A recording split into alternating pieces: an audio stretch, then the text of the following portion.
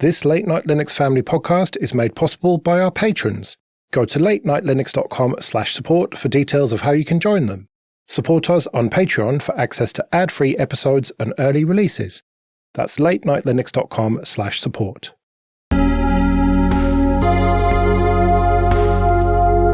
Hybrid Cloud Show, episode 45. I'm Aaron. I'm Gary. I'm Sean. And I'm Shane. Welcome to the show about public cloud, private cloud, and everything in between. Our views here are ours and not those of our employers. So I wanted to start out by talking about networking, and particularly how you connect your public cloud infrastructure, one of these big public clouds, into the rest of your environment. Can someone start me out with the most common ways that you would be connecting your data center infrastructure into a public cloud? You need a lot of bandwidth, like a lot of bandwidth, depending on your scale. And what a lot of companies will do is they will find a different infrastructure provider, different than a cloud provider, something like Equinix, to provide this infrastructure for you. And then you will set up your networking to route through them, and they will have, for example, like 100 gig uplink to whatever cloud you're trying to connect to. So that's using something like ExpressRoute or Direct Connect, right? Which is effectively a leased line across what should theoretically be, but isn't always, a diverse route into the cloud provider from your data center. Now that could be across different racks if you happen to be in the same data center as the cloud provider, or could be cross sea through many points of presence, depending on where you're terminating that link. I was going to ask about data center cross connects. I thought that there were a number of different points of presence for most of these clouds that you can connect to them in your data center if you're in the same place. Yeah, a lot of them will have points of presence in that data center that you can hook into, which makes something like a Direct Connect or an ExpressRoute measurably cheaper than paying someone like Virgin Media to bring that into your own data center, which can be tens of thousands of dollars a month in some cases.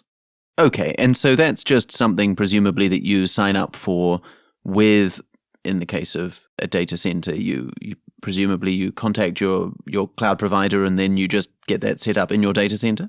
It's twofold. You contract with one of these large-scale infrastructure providers to do it, be it an Equinix or even a smaller local ISP like a Virgin Media, for example, and they'll subcontract that work out to an Equinix. And then you also then set that up with the relevant circuit IDs in your cloud provider.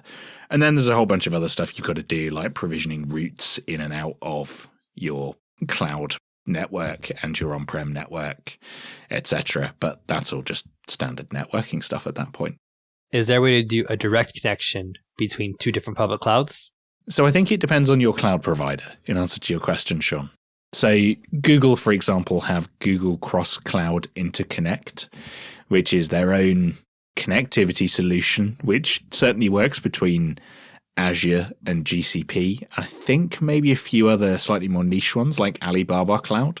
So that does exist. I've never used it, but certainly if you needed high bandwidth, low latency connectivity between cloud providers, that's an option. What I've most commonly seen, certainly with customers that are using AWS and just want maybe something like data replication to Azure, is to use some kind of legacy VPN appliance on that cloud provider and do a VPN between the two. So something like a Cisco ASA on the cloud or a WatchGuard or something like that, and have the VPN between them. And generally the cloud providers have resilient and low latency enough connectivity that that's a workable solution if you're not trying to do stuff in real time. I've seen something about an Oracle interconnect to Azure as well, but I've never used it myself. I guess in theory you could terminate multiple private connections in the same rack. So you could have that Equinix switch talking to Azure ExpressRoute and AWS Direct Connect and do something there. I don't know if that's a terrible idea, but theoretically seems possible. Yeah, in theory, you could have some kind of VPN aggregator in an Equinix data center and then handle it there so that your traffic routes out to that, and then from that out to your other clouds. But then I guess at that point, you're better off doing a point-to-point VPN rather than aggregating it somewhere centrally. Yeah, I'm not sure what the benefit would be. Someone else managing the infrastructure for you. No, I'm not sure what the benefit would be doing it, terminating the private endpoints. Don't do that, because if you do this route, then whenever Equinix has an issue, you lose all your clouds all at once. This seems like an excellent single point of failure. Ask me how I know. So Direct Connect, Express Route, these are all really great things for larger businesses that have an established on-prem footprint already. What if I've just got a few dev servers that are sitting in my office and I don't have $30,000 a month for an Express Route connection? What do I do then? Sounds like a skill issue, man. Just make more money? Great, I'll do that. Just make more money. No, in this case, then VPNs, traditional VPNs would be your go-to in this case. And there's especially now how do you want to say this? The rise of mesh VPNs, things like Tailscale, Netbird, Nebula, that also could really play a good part here. Yeah, that's kind of what I was thinking, right? Is that I probably do have, let's assume, highly available firewalls with diverse internet connections in my on-prem data center. I definitely don't, but let's assume that's the case. So I could do multiple VPN tunnels from multiple appliances across those connections. But that's still a lot of management overhead for, I just want to route traffic from my on-prem dev SQL server to my AWS VM running SQL server to replicate back and forward between dev and prod, because that's definitely a thing I don't do. So mesh VPNs, they're the hot new-ish thing. Yeah, I've actually been pleasantly surprised by all of them. I've tried Netbird, I've tried Nebula, and I've tried Tailscale. Tailscale was the only one that really stuck with me, but I really liked it because of how well it integrated into Kubernetes and how well it allowed me to expand a Kubernetes cluster to my phone, to a tunnel, to my local LAN, whatever I needed it to be. So I think taking that one step further and adding it to maybe a developer experience would just be a natural fit for me if I was trying to go down that route. Isn't that effectively what Nebula was designed for? Didn't Slack effectively make it so that they could run their infrastructure in different clouds? Yeah, absolutely. They were using it as part of their container runtime solution to effectively take away the problem that having separate clouds with separate networks or even separate VMs in separate VPCs gave them, so that there was just one big flat network everywhere. Do you know if you can do service discovery using that? One big flat network sounds like awesome, but also an organizational nightmare. I believe you can, but not in the way you're thinking. You have to manually, explicitly tell the service you're looking for, hey, you're on this tailnet as this. And in which case, then yes, then you could probably see all the services and discover them there. But if you're just saying, hey, connect to this cluster and show me all my services, then that wouldn't work. Right. You said Tailnet, but I assume you mean like Nebula Network. Yeah, your flat network. So if you got, Sean, Tailscale running in a cloud and on-prem, the reason I ask is just, is it a software VPN you're running on the cloud, or is it something else? Like, can you integrate a Tailscale mesh network into something more cloud native? Good question. Well, what's the most cloud native thing there is? It's Kubernetes. And so instead of having a cloud and something else, I actually have it running across two different Kubernetes clusters. And then I have some devices that connect to the same tailnet. That way I can connect like my phone and have a service that comes with TLS and all that stuff straight from my Kubernetes cluster without having to expose it to the internet. And in practice, that's just then going over the public internet of those two different cloud providers and communicating that way, presumably, rather than anything more, direct connecty. Yeah, no direct connects here. This is just WireGuard in the background connecting across to another WireGuard client, and it's a site-to-site VPN essentially, but no one knows. So Tailscale's been great, but one of the things that I'm looking forward to playing with next is mTLS by using just my CNIs. Do you guys know what mutual TLS is all about? No, make me smart. I'll do my best. So mutual TLS is a way of this kind of passwordless authentication, certificate-based authentication that you can do without having to have like a central server, kind of like OAuth does, where you say, I trust you and you trust me without having to ask a third party, do I trust him? And there are some CNIs that you can just install inside Kubernetes that kind of support this out of the box, that you can attach either like a sidecar to, like Istio does, or you can do this at like the ingress level. And effectively, if you wanted to go straight from one side of the internet to the other side of the internet across 2 different Kubernetes clusters, you could do so and mutually trust each other without having to encrypt it through OAuth or some other third-party means. And to do that, are you effectively manually keying in those certificates on the other side? Certificate management is a big part of it. I haven't set up these things yet, but that's what I'm looking forward to trying. So if you guys do have experience with this and know how to set up these CNIs, please write in at show@hybridcloudshow.com. Presumably, if you're effectively doing this directly and getting rid of your CA, you're then moving all the certificate management problem to you. Yes, and I'm hoping that the CNIs would be able to help me kind of scale that out without me having to manually worry about a lot of that stuff.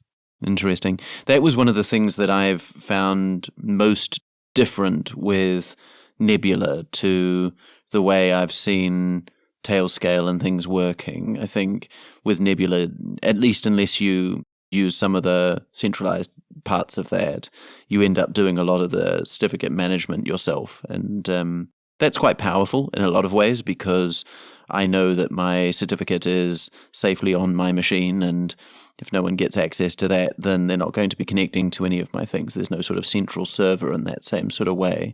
But on the flip side, I have been bitten before when I had my certificate expire across my different nodes, and then all of a sudden I'm locked out of things that are lost somewhere on the internet, and I have to do some pretty filthy recovery. Sounds like a fun story. You should tell it next time. Yeah, that's when you're glad that you left some way of getting back into those machines that you weren't the happiest about.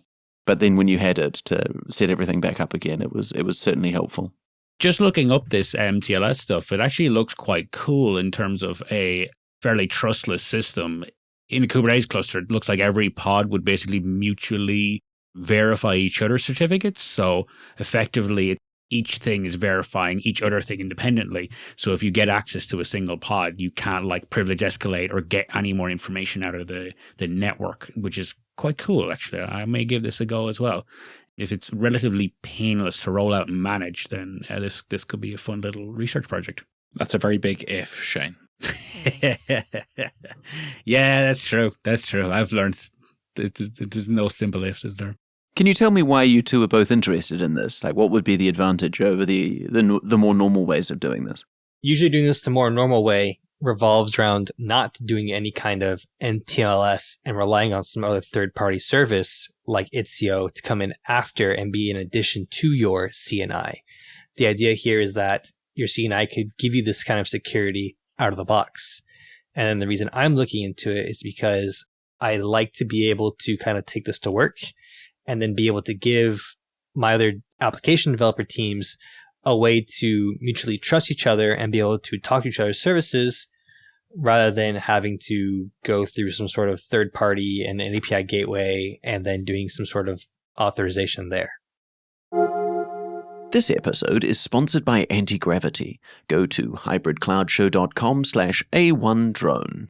The new Antigravity A1 is the world's first all-in-one 8K 360 drone. Not only is it really easy to fly, even for beginners, it allows you to capture amazing 8K footage powered by the same technology you find in Insta360's cameras. You capture 360 degrees at the same time, so you have all perspectives in one take. That means you can compose your shots and add dynamic camera movements in the edit, and you have the flexibility to make exactly the video you want. Thanks to the advanced 360 image stitching algorithms, the drone seamlessly disappears from the final footage. The Antigravity A1 comes with vision goggles which stream the full 360-degree footage from the drone. You can move your head around to experience what the cameras are seeing from any angle. The connection is low latency and stable thanks to their OmniLink transmission technology. With the SkyPath system, you can control exactly where the A1 drone will fly. You can design, save, and automate flight routes, and then let the A1 fly itself while you enjoy the amazing views, or you can concentrate on the creative direction. The Antigravity A1 is a real game changer. You get full immersive flight with the goggles, intuitive controls, and endless creative freedom in editing. If you're thinking about buying a drone, make it this one. Check out the link in the show notes to learn more. Okay, so you talked about Istio. Maybe that's a useful segue into CNIs more generally, because I know we've talked about things like Envoy and Cilium, but it would be interesting to kind of go into how they differ from some of the more basic ones like Calico and, what that allows developers to do. Usually when you spin up Kubernetes, usually you'll use sort of distribution, right? Like K3S. Or if you're in MATLAB, you're doing it by yourself. Usually if you're doing it as part of some like K3S, K0S, they come with a basic CNI, one that's usually relatively low effort. That's something like Calico. That was a good example. Or they can come with one that's a little more complex that adds some new, we'll call them extensibility. And that's things like Cilium, Multis, and Envoy. Those are really the top three that I really consider about taking my CNI to the next level without becoming a giant overhead.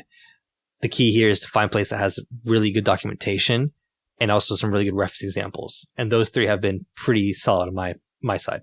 And so what are you achieving with those things that mean that it's worth going from a basic one to something more complicated?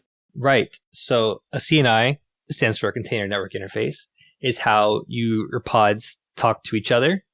And then you can add an additional layer, usually an ingress controller, or now the new thing is the gateway controller, to get external traffic into your Kubernetes cluster.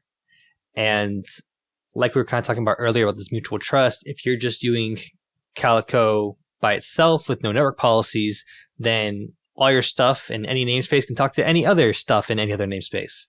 And so there are things called network policies, NetPol, that are built into Kubernetes that allow you to kind of limit these things, but it really just limits the direction of traffic. It doesn't actually do any kind of security for you. And that's where Istio comes in kind of as an additional layer on top.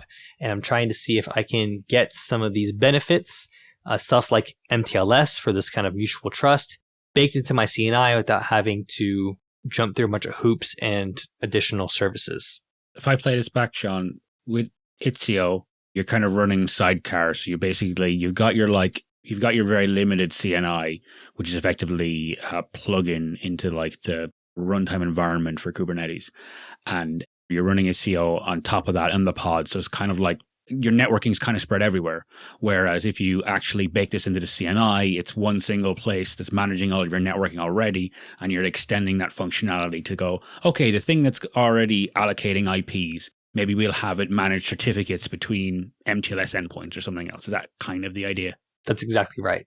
It's kind of just removing the middleman and getting the most benefit out of it I can, but also the same flexibility that my developers need in order to build the applications the way they want to do it. Right. So you're trying to get rid of Istio as a separate thing by making your CNI a bit more complicated. Complicated is definitely the statement there, yes. But hopefully is also coming with better security, better practices, and better flexibility. And what are some of those things, aside from that security point that you mentioned, where ideally you're moving away from everything being able to talk to everything? What else are the benefits that you're talking about there? So kind of hinting at the flexibility here, what things like an Envoy ingress will let you do is specify who do you trust and where do you trust from. You can let your developers do that at their application level when they define their ingresses versus having to come up with a custom manifest per team. So if I can give my developers control and let them do this on their own, that's the kind of better developer flexibility and increased security they both get just by using Kubernetes as it's meant to be used. So how are they doing that as a developer? Where are they making these decisions? To be honest with you, that's little TBD. I'm still trying to figure that out and trying to install this on a Kubernetes cluster so I can test it at home before taking it to production. So the idea is that developers could make their own like Cilium network policy or Envoy proxy manifests and then apply those in their namespace to get the security and the behavior that they're expecting for their clients. That kind of stuff is kind of advanced that you really can't do with just a normal ingress controller and basic CNI like Calico, but it does come with additional overhead. Right now you have to teach your teams how to do these things. So I'm going to try to test it and see if I can't get it to be a smooth developer experience. And then if I can, then hopefully take that wider and see how useful that is.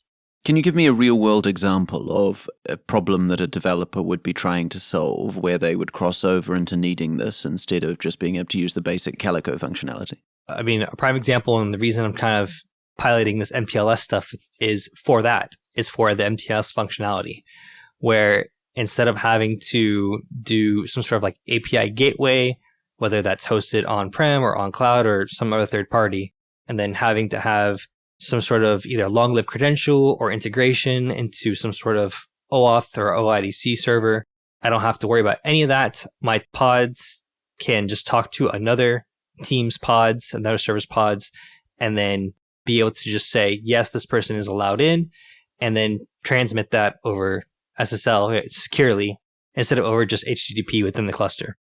So I'm used to hearing Istio described as like a service mesh or something. How do all these things that we've talked about relate to service meshes? Or is there a whole nother tier of functionality that's in a product like Istio that's worth that extra weight and complexity that's different to the stuff we've been talking about?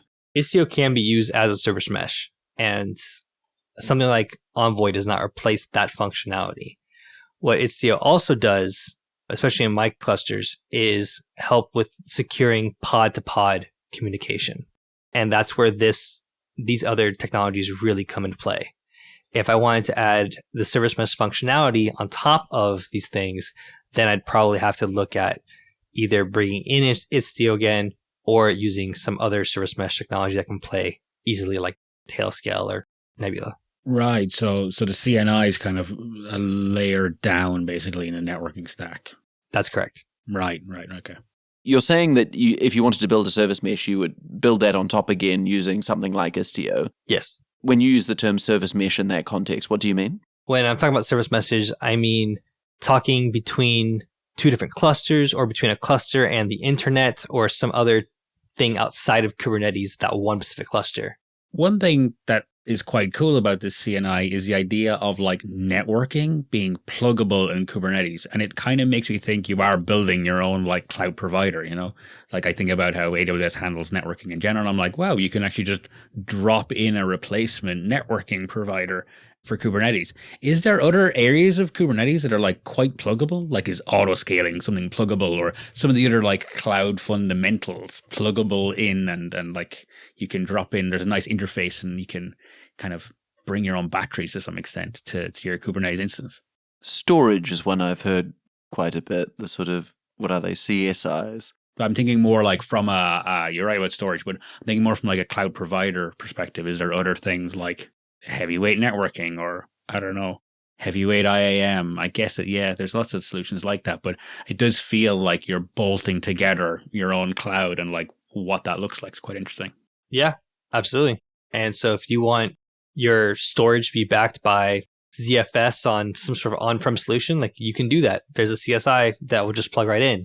If you want to tie it into Amazon's NFS storage, great. There's a way to do that. I think there's actually a way to do it with S3 as well. So I'm looking at some of the things you might consider pluggable in Kubernetes, and like CNI is obviously one for the network interface, CSI for storage interface.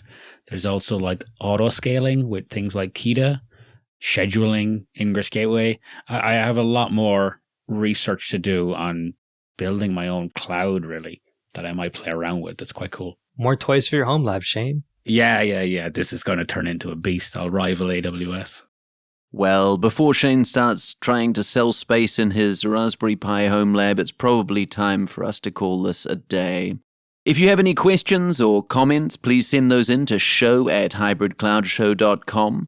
Before we go, just a quick thank you to our supporters on PayPal and Patreon.